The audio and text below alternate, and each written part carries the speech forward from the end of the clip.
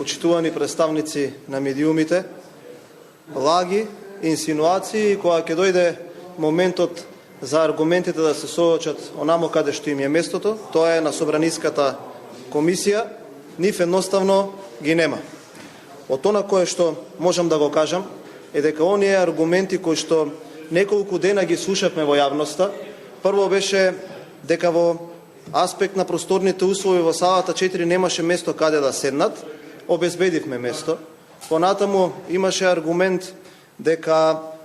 ете била втора точка заемот, ја ставивме прва точка и кога дојде моментот овие аргументи да ги соочиме, како што кажав, онамо каде што им е местото, тоа е во собранието, СДСМ одлучи да го направи тоа кое што го прави месеци, години наназад, а тоа е да побегне од дебата.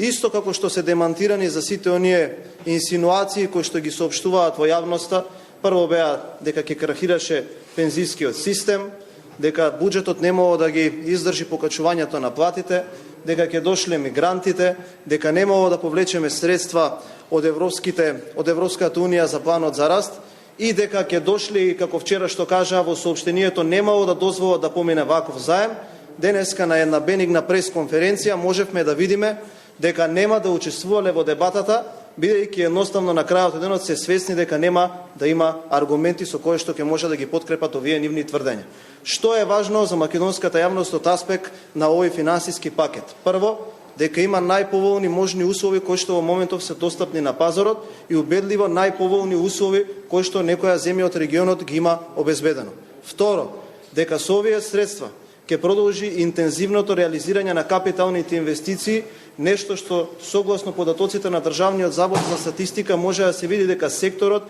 градежништво расте двоцифрено во повеќе квартали. Понатаму, ќе продолжи растот на бруто домашниот производ, бидејќи 6 квартали поред имаме 3,5% раст, нешто што не е случајно во историјата на Република Македонија. Со овие средства ќе се финансираат повисоки плати, повисоки пензии, изградба на одеднаш 3 автопати, на брза пруга, на реконструкција на пругите, на нови болници, на нови училишта и продолжување на изградбата на 1200 точки во државата на кои што се имплементираат капитални проекти. Но што е уште поважно, нешто што сметам дека е крунски доказ и факт зошто СДСМ денеска покрај сите оние денови пресконференции нема да учествува на расправата, е дека со дел од овие средства ќе се финансира втората транша на исплаќање на еврообврзница земена во 2020